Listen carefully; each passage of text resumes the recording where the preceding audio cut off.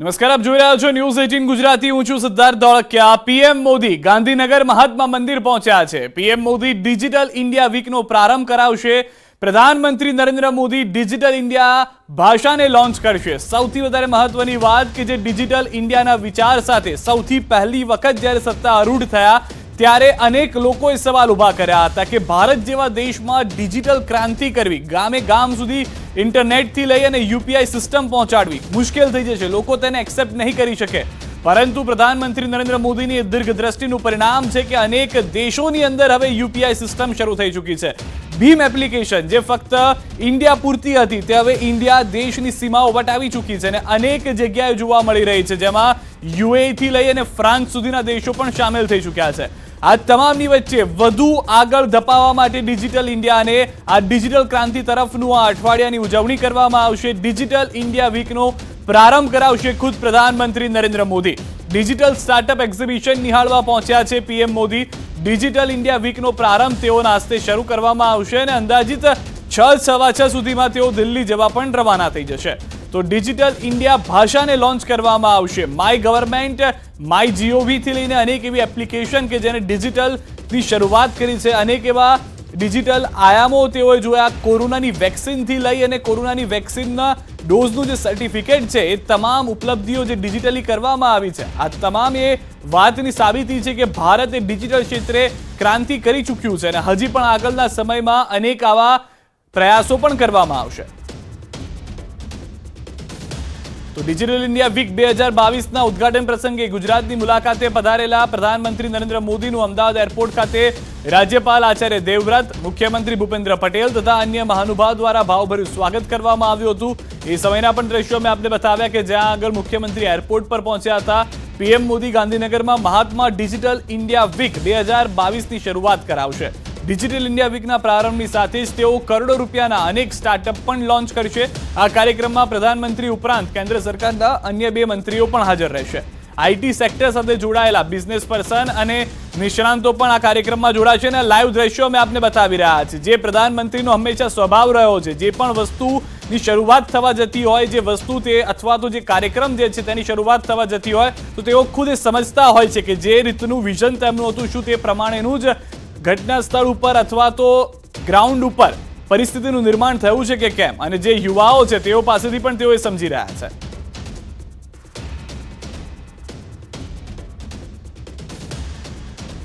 જે ભારતીય ભાષામાં ઇન્ટરનેટ અને ડિજિટલ સેવાઓની સરળ એક્સેસને સક્ષમ બનાવશે તે માટેની આ પ્રયાસ છે. આઈટી સેક્ટર સાથે જોડાયેલા બિઝનેસ પર્સન અને નિષ્ણાંતો પણ આ કાર્યક્રમમાં જોડાયા છે.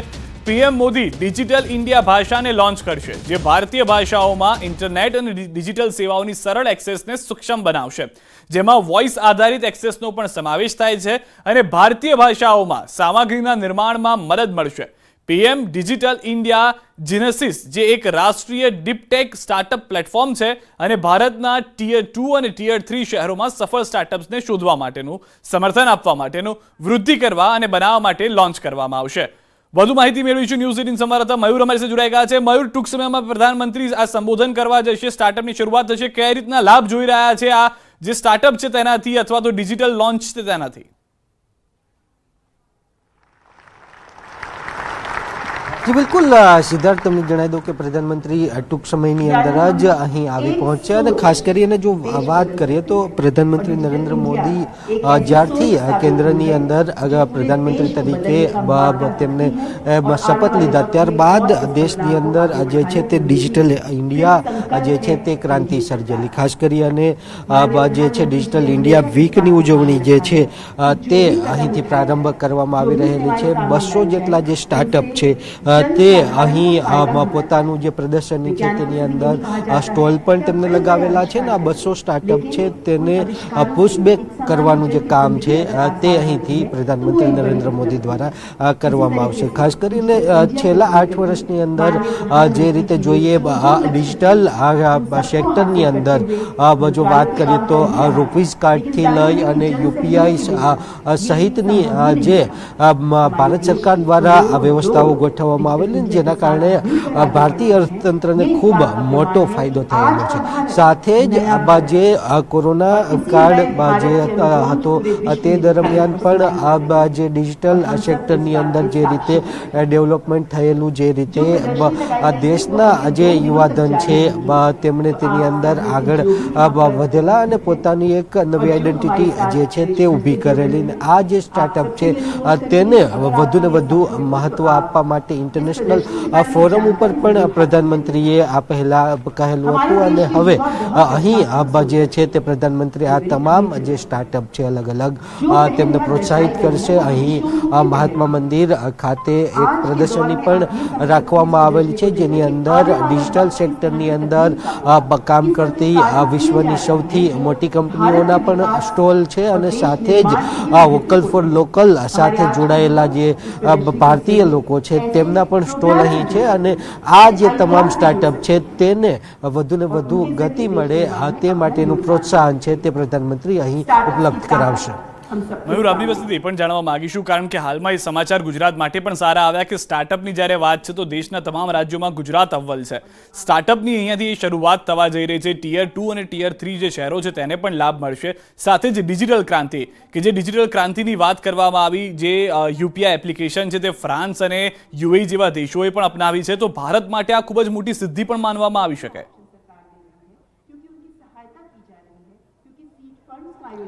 બિલકુલ સિદ્ધાર્થ, તમને જણાવી દઉં કે રાજ્યની ભૂપેન્દ્ર પટેલ સરકારે પોતાની જે આઈટી પોલિસી છે તેની અંદર અનેક પ્રકારનો સુધારો કરી અને નવી પોલિસી જાહેર કરવામાં આવેલી છે. આ જે નવી પોલિસી છે તેના કારણે જે આઈટી સેક્ટરની અંદર કામ કરતી જે કંપનીઓ છે તે ખૂબ મોટા પ્રમાણની અંદર આવે તે માટે અનેક પ્રકારની આકર્ષક યોજનાઓ જે છે તે જાહેર કરવામાં આવેલી છે. સાથે જ જો વાત કરીએ તો ગિફ્ટ સિટી છે, તો ગિફ્ટ સિટીની અંદર આ તમામ જે આઈટી સેક્ટરની અંદર કામ કરતી કંપનીઓ એ આવે અને દેશ માટે ગિફ્ટ સિટીની અંદર નવા આઈટી પ્લેટફોર્મ, નવા જે સ્ટાર્ટઅપ છે તેને વધુ ગતિ મળે અને આઈટી સેક્ટરની અંદર નવી ક્રાંતિ આવે તે માટેની જે રાજ્ય સરકારની જે પોલિસી છે તે તૈયાર થયેલી છે. રાજ્યની ભૂપેન્દ્ર પટેલ સરકારે પોતાની આ બજેટની અંદર આ જે નવી પોલિસી છે તે અંતર્ગત આઈટી સેક્ટરની અંદર કામ કરતી કંપનીઓ છે તેમના કર્મચારીઓથી લઈ અને જે લેબર લો છે તે સહિતની તમામ જે વ્યવસ્થાઓ છે તેને સુદૃઢ આઈટી સેક્ટર અનુલક્ષીને કરી શકાય અને સહાય તે પ્રકારની રહે તે માટેની જે સમગ્ર જે વ્યવસ્થા છે તે કરવામાં આવેલી છે અને એટલા માટે જ જે છે તે ગુજરાત હર હંમેશ હરેક ઉદ્યોગ ક્ષેત્રની અંદર લાલ જાજમ પાથરતું હોય છે. ચોક્કસ આઈટી સેક્ટરની અંદર ગુજરાત એ પાછળ રહી ગયેલું હતું, પરંતુ હવે જે આ બીજો તબક્કો છે તેની અંદર ગુજરાત એ પાછળ ન રહે અને તે માટે જે છે રાજ્યની સરકાર દ્વારા જે પોલિસી છે તે તૈયાર કરવામાં આવેલી છે. આ પોલિસી અંતર્ગત ના માત્ર ગાંધીનગર પરંતુ અમદાવાદ, સુરત અને વડોદરા આ જે 3 શહેરો છે તેની અંદર પણ અનેક નવા આઈટી સેક્ટરના જે સ્ટાર્ટઅપ છે તે આવશે. રાજ્ય સરકારની જે પોલિસી છે તેનો ફાયદો લેશે અને હાલ જે રાજ્ય સરકારે પોતાની જે પોલિસી જે જાહેર કરેલી છે તો ચોક્કસ 200 જેટલા સમગ્ર દેશ અને વિશ્વની અંદરથી સ્ટાર્ટઅપના જે કંપનીઓ છે તે આવેલી છે અને તેમને આમંત્રણ આપવા માટે રાજ્ય સરકાર માટે આ શ્રેષ્ઠ જે છે તે મોકો છે અને તે મોકો રાજ્ય સરકાર નહીં ચૂકે. જી આભાર મયુર, સમગ્ર માહિતી બદલ. આપની પાસે વધુ અપડેટ્સ પણ મેળવતા રહીશું. તો પ્રધાનમંત્રી ટૂંક સમયમાં જ જે મુખ્ય સ્થળ છે ત્યાં આગળ ઉપસ્થિત રહેશે અને તેઓના હસ્તે જ આ નવા કાર્યક્રમની, નવા ડિજિટલ ક્રાંતિને લઈને શરૂઆત કરવામાં આવશે.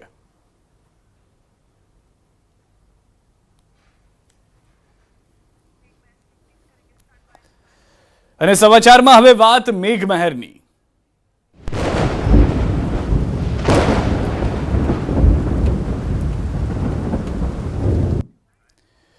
અમરેલીથી મહત્વના સમાચાર. ખાંભામાં ધોધમાર વરસાદ થયો છે. ખાંભાના તાતણિયા ગામમાં 2 કલાકમાં 3 ઇંચ વરસાદ થયો છે. ખાંભાના નાનુડી ગામની નદીમાં પૂર આવ્યું છે. તો સાવરકુંડલાના ગ્રામ્ય વિસ્તારોમાં સવારથી જ વરસાદ જોવા મળ્યો છે. સાવરકુંડલા તાલુકાના નાળ ગામની સ્થાનિક નદીમાં પૂર. સારા વરસાદને લઈ ધરતીપુત્રોમાં ખુશીનો માહોલ.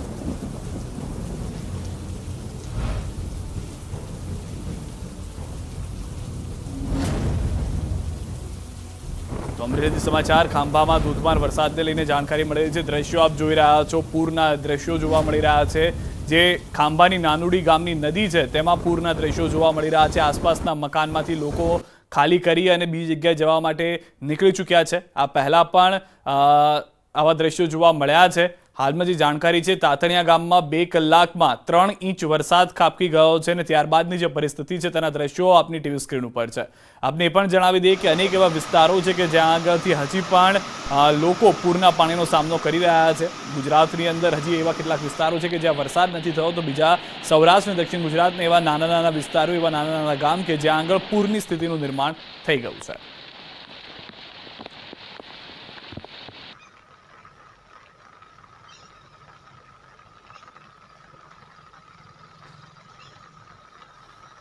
વધુ માહિતી મેળવીશું ન્યૂઝ 18 સંવાદદાતા રાજન ગઢિયા અમરેલીથી મેસેજ જોડાયા છે। રાજન, કયા કયા વિસ્તારમાં વરસાદને લઈને શું પરિસ્થિતિ જોવા મળી રહી છે, ખાસ કરી અમરેલી જિલ્લાની જો વાત કરવામાં આવે? સિદ્ધાર્થ, આમ તો સમગ્ર જિલ્લામાં વહેલી સવારથી જ વરસાદ શરૂ છે, પરંતુ બપોર બાદ ખાંભા પંથકમાં વરસાદ પોતાનું જોર બતાવી રહ્યો છે, રૌદ્ર સ્વરૂપ બતાવી રહ્યો છે। કારણ કે ખાંભા તાલુકાનું જે તાતણિયા ગામ છે ત્યાં માત્ર 2 કલાકમાં 3 ઇંચ જેટલો વરસાદ ખાબક્યો છે। આ સિવાયના પણ આસપાસના જે ગામો છે ત્યાં ભારે વરસાદના કારણે જે સ્થાનિક નદી છે તેમાં ઘોડાપૂર આવ્યું છે। તાતણિયા પાસે આવેલું જે પ્રખ્યાત ગળદરા ખોડિયાર મંદિર છે, મંદિરને અડીને જે નદી પસાર થાય છે તેમાં ઘોડાપૂર આવ્યું છે। આ સિવાય સાવરકુંડલા વિસ્તારના પણ કેટલાક ગામો એવા છે જ્યાં ભારે વરસાદના કારણે સ્થાનિક નદીઓમાં પૂર આવ્યા છે। એટલે એક રીતે સિદ્ધાર્થ કહી શકાય કે સવારથી જ અમરેલી જિલ્લામાં સાર્વત્રિક વરસાદ થઈ રહ્યો છે અને આ વરસાદથી ખેડૂતોને ખૂબ ફાયદો થશે। આ વરસાદના કારણે જે પણ વિસ્તારમાં વાવણીનું કાર્ય બાકી હતું તે પણ હવે પૂરું થશે। સિદ્ધાર્થ, રાજન, કયા કયા એવા વિસ્તારો છે અથવા ગામ છે પ્રાથમિક ધોરણે જ આપને જાણવા મળી રહ્યું કે સંપર્ક વિહોણા થયા છે? અંદાજિત કેટલા ગામો એવા? સિદ્ધાર્થ, સંપર્ક વિહોણા ગામો થયા હોય તેવું હજી હાલ સમાચારો પ્રાપ્ત નથી થયા, પરંતુ કેટલાક ગામો છે જેમાં ખાસ કરીને ખાંભા તાલુકાના તાતણિયા અને નાનુડી ગામ જે છે ત્યાં આ નદી પસાર થાય છે, એટલે કેટલાક લોકોને મુશ્કેલીનો સામનો જરૂરથી કરવો પડશે। આ સિવાય સાવરકુંડલા તાલુકાના નાળ ગામની જે સ્થાનિક નદી છે ત્યાં પણ ભારે પૂર આવ્યું છે, એટલે કેટલાક ગામોને 2-3 કલાક માટે અસર ચોક્કસથી પહોંચશે, પરંતુ હજુ કોઈ એવા સમાચારો નથી કે કોઈ ગામ સંપર્ક વિહોણા થયા હોય। આભાર રાજન સમગ્ર માહિતી બદલ। તો એક રાહતરૂપ સમાચાર, જે રીતે રાજને જણાવ્યું કે એક પણ ગામ હજી પ્રાથમિક જાણકારી પ્રમાણે સંપર્ક વિહોણા નથી। કેટલાક ગામોને અસર ચોક્કસથી થઈ છે, પરંતુ તે પણ ફરી એક વખત સમયની જતા પાણી ઓસરતા કાર્યરત થઈ જશે। તો રાજ્યના 24 જિલ્લામાં વરસાદની આગાહી છે। 7 વાગ્યા સુધીમાં 24 જિલ્લામાં વરસાદની આગાહી છે। દરિયાકાંઠે ગાજવીજ અને પવન સાથે વરસાદની આગાહી છે। સૌરાષ્ટ્રના દરિયાકાંઠે ફૂંકાઈ શકે છે પવન, 40 કિલોમીટરની ઝડપથી ફૂંકાઈ શકે છે પવન। મહત્વના અને મોટા સમાચાર, 20થી વધુ જિલ્લા સાંજે 7 વાગ્યા સુધીમાં થઈ શકે છે વરસાદ।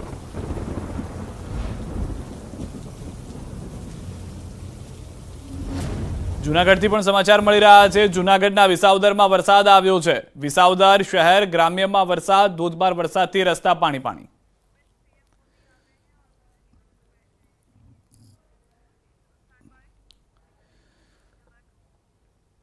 ફરી એક વખત જઈએ ગાંધીનગર ખાતે, જ્યાં પ્રધાનમંત્રી નરેન્દ્ર મોદી મુખ્ય સભા સ્થળ જે છે ત્યાં આગળ ઉપસ્થિત રહ્યા છે। મહાત્મા મંદિર પહોંચી ચૂક્યા છે તેઓ।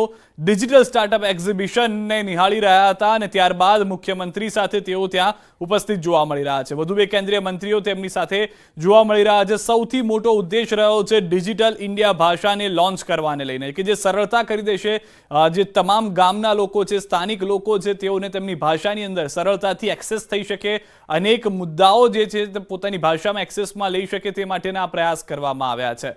સૌથી વધારે મહત્વની વાત એ પણ છે કે સ્ટાર્ટઅપ જે છે તે સ્ટાર્ટઅપને લઈને પણ ફાયદો તેમાં થઈ શકે છે। તો પીએમ ડિજિટલ ઇન્ડિયામાં પહેલા સમજવા માટે ગયા, કેટલાક સ્ટાર્ટઅપના લોકો સાથે વાતચીત પણ કરી હતી, કેટલાક યુવાઓ સાથે પણ સંવાદ કર્યો હતો કે જે તેમનો સ્વભાવ રહ્યો છે, કોઈ પણ કાર્યક્રમમાં જઈ અને તેઓએ સમજવાનો પ્રયાસ કરતા હોય છે કે જે ઉદ્દેશ સાથે તેઓ ચાલી રહ્યા છે શું તે સિદ્ધ થઈ રહ્યો છે ખરી। તો પીએમ મોદી આ ડિજિટલ ઇન્ડિયા ભાષાને પણ લોન્ચ કરશે કે જે આગળ જતા તમામ લોકોને સમજમાં આવી શકે કે કેવી રીતે ડિજિટલ ઇન્ડિયા ભાષા જે છે તે મદદરૂપ થઈ શકે છે। આ સાથે જ વધુ એક મહત્વની વાત એ છે કે આખા વીકની ઉજવણી કરવામાં આવશે. વીકનો જે પ્રારંભ છે, ડિજિટલ ઇન્ડિયા વીકનો પ્રારંભ તે કરવામાં આવ્યો અને ગાંધીનગરમાં જ આ ઇન્ડિયા વીકનું ઉદ્ઘાટન કરવામાં આવશે. પીએમ ડિજિટલ ઇન્ડિયા ભાષાને લોન્ચ કરશે, જેનાથી સૌથી વધારે સરળતા તમામ લોકોને, સ્થાનિક લોકોને પડે. ભારતીય ભાષાઓમાં ડિજિટલ સેવા સરળ બની જશે. હજી પણ કેટલાક લોકો કે જેઓ અંગ્રેજી અથવા તો હિન્દી સુધી અનુકૂળ નથી, તેઓ માટે સ્થાનિક ભાષા વોઇસ આધારિત એક્સેસનો પણ સમાવેશ કરવામાં આવ્યો છે. ભારતીય ભાષાઓમાં સામગ્રીના નિર્માણમાં મદદ પણ મળશે, જેનાથી બહુભાષી ડેટા સેટ્સનું નિર્માણ પણ થઈ શકશે. એટલે કે એક જ મોબાઈલની અંદરથી તમે 3-4 અલગ અલગ ભાષામાં વાતચીત પણ કરી શકો છો. તો ભાષાઓમાં ડિજિટલ સામગ્રીમાં સરળતાથી મળી શકે છે. સૌથી વધારે મહત્વની વાત છે કે વોઇસ એક્સેસ, જેમાં ફક્ત આપ બોલો છો અને જે વસ્તુ આપને જોઈએ છે તે સર્ચ થઈને મળી જાય, અને તે પણ ગુજરાતીમાં જો આપ બોલી રહ્યા છો તો ગુજરાતીમાં જે પણ વસ્તુનું નામ બોલો છો તે સર્ચ થઈને આપને મળી જાય. હિન્દીમાં વાત કરી રહ્યા છો તો હિન્દીમાં જે પણ છે તે તુરંત મળી જાય. તો હવે તેના માટે ઇંગ્લિશની જરૂર નથી. તો પીએમ મોદી ગાંધીનગરમાં મહાત્મા ડિજિટલ ઇન્ડિયા વીક 2022ની શરૂઆત કરાવશે. ડિજિટલ ઇન્ડિયા વીકના પ્રારંભની સાથે જ તેઓ કરોડો રૂપિયાના અનેક સ્ટાર્ટઅપ પણ લોન્ચ કરશે. અને આ કાર્યક્રમમાં પ્રધાનમંત્રી ઉપરાંત કેન્દ્ર સરકારના અન્ય 2 મંત્રીઓ પણ હાજર રહ્યા છે. આઈટી સેક્ટર સાથે જોડાયેલા બિઝનેસ પર્સન અને નિષ્ણાંતો પણ આ કાર્યક્રમમાં જોડાઈ ચૂક્યા છે. તો પ્રધાનમંત્રી મોદી ડિજિટલ ઇન્ડિયા ભાષાને લોન્ચ કરવા જઈ રહ્યા છે, જે ભારતીય ભાષાઓમાં ઇન્ટરનેટ અને ડિજિટલ સેવાઓની સરળ એક્સેસને સક્ષમ બનાવશે, જેમાં વોઇસ આધારિત એક્સેસનો પણ સમાવેશ થશે. હાલના જે દ્રશ્યો આપ જોઈ રહ્યા છો તેઓનું બહુમાન પણ કરવામાં આવી રહ્યું છે. એક તરફની લાઈવ તસવીરો અમે આપણે બતાવી રહ્યા છીએ, બીજી તરફની એ તસવીરો કે જેમાં ખુદ પ્રધાનમંત્રી સમજણ મેળવી રહ્યા હતા. કાર્યક્રમને લઈને જે યુવાઓ છે તેઓને શાબાશી આપતા પણ જોવા મળ્યા છે. સૌથી વધારે મહત્વની વાત એ પણ છે કે જે વોઇસ આધારિત એક્સેસની આ વાત કરવામાં આવી રહી છે ડિજિટલ ક્ષેત્રમાં, તેમાં લોકો સુધી તે સરળતાથી પહોંચી શકે. અન્ય કેન્દ્રીય મંત્રી રાજીવ શેખરને પણ આપ તેમની સાથે જોઈ રહ્યા છો. જે 5Gની વાત કરવામાં આવી છે, ટૂંક સમયમાં દેશની અંદર એ 5G પણ લોન્ચ થઈ જશે. તેઓ પણ તેમની સાથે ઉપસ્થિત જોવા મળી રહ્યા છે. ભારતીય ભાષાઓમાં સામગ્રીના નિર્માણમાં પણ મદદ થશે. અને હવે તેમનું સંબોધન.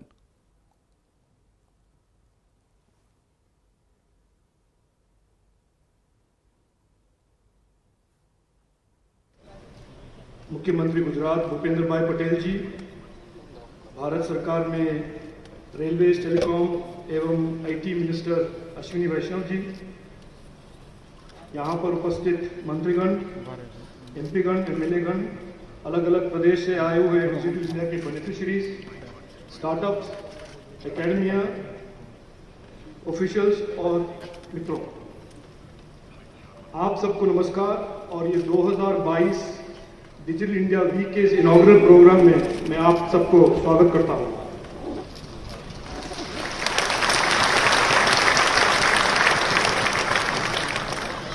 प्रधानमंत्री नरेंद्र मोदी जी को मेटी की ओर से और आप सब की ओर से मैं हृदयपूर्ण धन्यवाद देता हूं कि वो इस इनॉग्रल फंक्शन में आए. 7 साल पहले जब प्रधानमंत्री मोदी जी ने डिजिटल इंडिया का विजन और उनका संकल्प लॉन्च किया था, मैं भी आप ही की तरह ऑडियंस में बैठा एक पार्टिसिपेंट था. मुझे भी अंदाजा नहीं था कि इस 7 साल में इतना आगे, इतना प्रोग्रेस और ट्रांसफॉर्मेशन होने वाला है. लेकिन इस 7 साल में डिजिटल इंडिया ने हमारे देश में बहुत बदलाव लाया है. टेक्नोलॉजी से प्रधानमंत्री मोदी जी का ईज ऑफ लिविंग और मैक्सिमम गवर्नेंस का संकल्प, एक और डिजिटल इकोनॉमी में बहुत ज़्यादा एक्सपेंशन और युवा जनरेशन के लिए बहुत ज़्यादा से ज़्यादा अपॉर्चुनिटीज़, दूसरी ओर और भारत का एक ट्रांसफॉर्मेशन. તો ટૂંક સમયમાં પ્રધાનમંત્રી નરેન્દ્ર મોદી પણ સંબોધન કરશે. હાલ રોકાઈ રહ્યા છે એક વિરામ માટે. આપ જોડાયેલા રહો ન્યૂઝ 18 ગુજરાતી સાથે.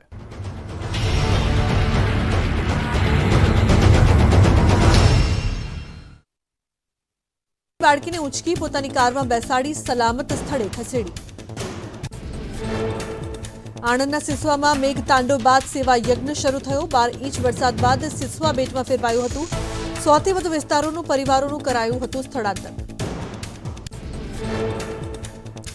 સ્વૈચ્છિક સંસ્થાઓ તરફથી ભોજનની વ્યવસ્થા કરાઈ. બીએપીએસ સ્વામિનારાયણ સંસ્થા તરફથી સ્થળાંતરિતો માટે વ્યવસ્થા. પટેલવાડીમાં ભોજનની વ્યવસ્થા કરાઈ. રાજકોટના જસદણ અને ગ્રામ્ય પંથકમાં ધોધમાર વરસાદ. દોલતપર, ડોડિયાળા, સાણથલી, નવાગામ, આટકોટ, પીપળિયા સહિતના ગામોમાં વરસાદ. ડીડિયાળા ગામમાં 1.5 કલાકમાં 3 ઇંચ વરસાદ વરસ્યો. રોડિયાળા ગામમાં ધોધમાર વરસાદને લઈને ગામની નદીમાં પૂર આવ્યું. અસહ્ય બફારામાંથી લોકોને મળી રાહત. ભારે વરસાદથી ખેડૂતોમાં ખુશીની લહેર જોવા મળી. રાજકોટના ગ્રામ્ય પંથકમાં વરસાદની શરૂઆત. કુવાડવા, કુતિયાદળ, બામણબોર સહિતના વિસ્તારોમાં ધોધમાર વરસાદ. सुहाना मसाले बनाए पनीर मजेदार।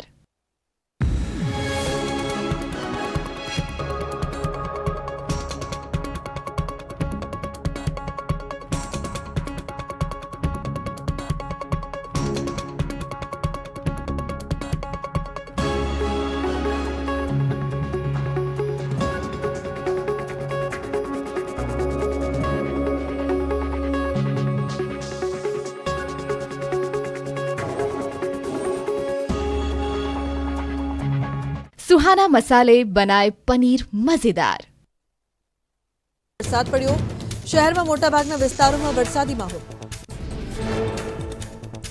બોટાદ જિલ્લાના ઢસા ગામે મેઘો મુશળધાર. ઢસા, પાટણા, પીપરડી, રસનાળ સહિત ગ્રામ્ય પંથકમાં વરસાદી માહોલ. અનેક જગ્યાઓ પર ભરાયા પાણી. બોટાદના બરવાડા પંથકમાં મુશળધાર વરસાદ. બરવાડા શહેર તેમજ તાલુકાના રોજીદ, રામપર, કાપડિયાળી, ખમીદાણા, વહિયા સહિતના ગામોમાં વરસાદ. ગાજવીજ અને ભારે પવન સાથે વરસાદ. બોટાદના ગઢડામાં તંત્રની બેદરકારી સામે આવી. જીનનાકા પુલ પાસે વર્ષોથી પડેલા ખાડાને કારણે લોકોને હાલાકી. સામાન્ય વરસાદમાં ખાડા ભરાઈ જતા લોકોને અકસ્માતનો ભય. સુરેન્દ્રનગર શહેરમાં સતત બીજા દિવસે મેઘરાજાનું આગમન. સતત બીજા દિવસે વરસાદથી ખેડૂતો ખુશખુશાલ. સતત ગરમી, ઉકળાટ અને બફારા બાદ મેઘરાજા મનમૂકીને વરસ્યા. સુરેન્દ્રનગર શહેર બાદ ગ્રામ્ય વિસ્તારમાં મેઘરાજા ઓળઘોળ. વઢવાણ તાલુકાના ગ્રામ્ય વિસ્તારમાં મેઘરાજા મનમૂકીને વરસ્યા. સારા વરસાદથી કપાસ સહિતના પાકના વાવેતરને ફાયદો. સુરતમાં ભારે વરસાદથી ખાડી બે કાંઠે વહેતી થઈ. નીચાણવાળા વિસ્તારોમાં પાણી નીકળવાનું શરૂ. પાઇપલાઇનથી ખાડીના પાણી ઉલેચવાનું શરૂ. મીઠી અને ભેદવાડ ખાડી બે કાંઠે વહી રહી છે. સુરત કોઝવે લેવલ 5.65 મીટર પર પહોંચ્યું. ભયજનક લેવલ 6 મીટર ઉપર. ઉપરવાસમાં વધુ વરસાદ થાય તો તે પાણીની આવક તાપી નદીમાં થશે. કોઝવે 6 મીટર ઉપર જશે તો બંધ કરવાની ફરજ પડશે.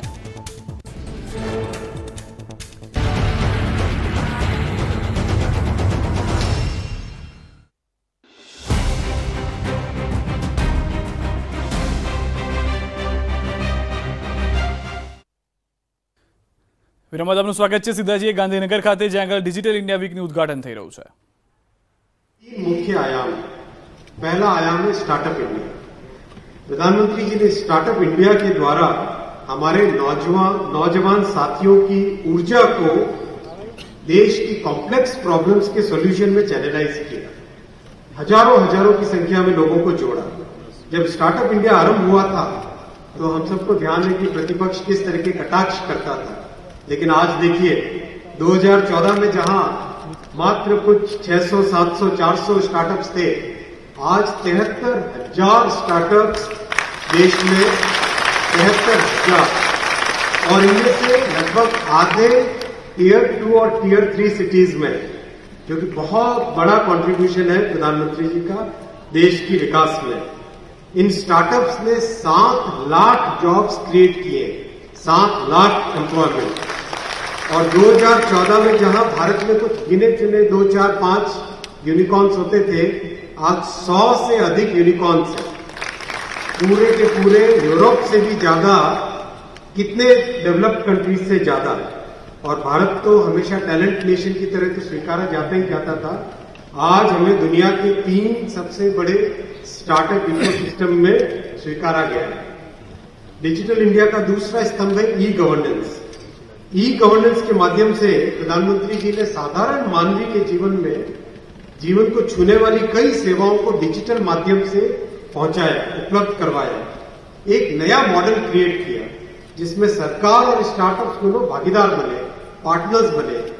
दुनिया के बहुत सारे ऐसे देश हैं, विशेषकर डेवलप्ड कंट्रीज, जिसमें डिजिटल सर्विसेज पे कुछ कंपनियों की मोनोपोली बन गई है.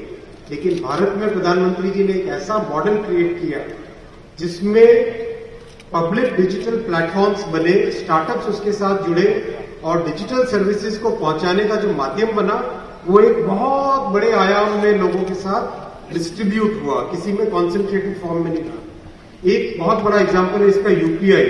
इस साल मई और जून दोनों महीनों में लगातार करीब करीब 10 लाख करोड़ के ट्रांजैक्शन यूपीआई से हुए और माननीय प्रधानमंत्री जी ने हमें संकल्प किया था कि यूपीआई को दुनिया भर में पहुंचाओ। अब करीब 30 देश के साथ इसके साथ वार्तालाप चल रहा है और 3 देशों ने ऑलरेडी एमओयू साइन कर लिए, सिंगापुर ने, यूएई ने और फ्रांस ने। इसी तरह के पब्लिक डिजिटल प्लेटफॉर्म्स अब स्वास्थ्य, कृषि और शिक्षा में भी और भी कई क्षेत्रों में बन रहे हैं। डिजिटल इंडिया का तीसरा आयाम है इलेक्ट्रॉनिक्स मैन्युफैक्चरिंग। 8 साल पहले भारत में इलेक्ट्रॉनिक्स मैन्युफैक्चरिंग करीब करीब नगण्य थी, छोटी सी इंडस्ट्री होती थी।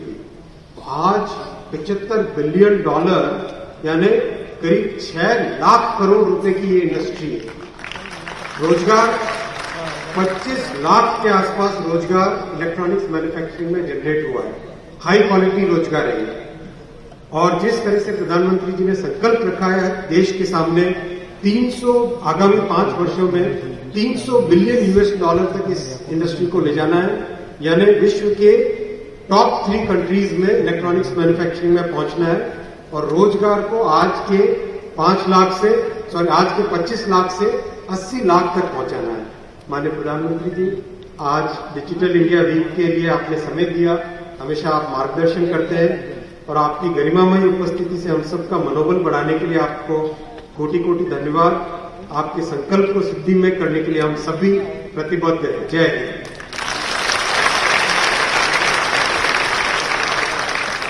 बहुत बहुत धन्यवाद माननीय मंत्री महोदय। जन आकांक्षाओं को पूरा कर विकास के पथ पर आगे बढ़ रहा है गुजरात।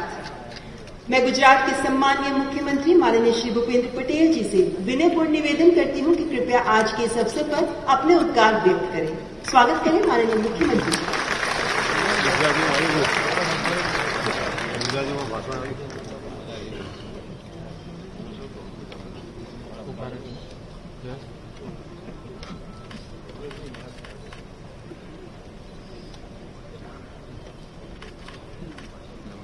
રાજ્યના પાટનગર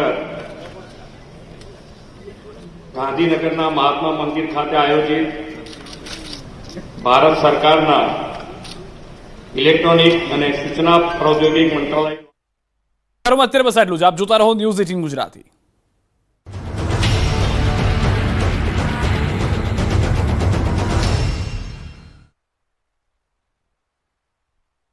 અમદાવાદ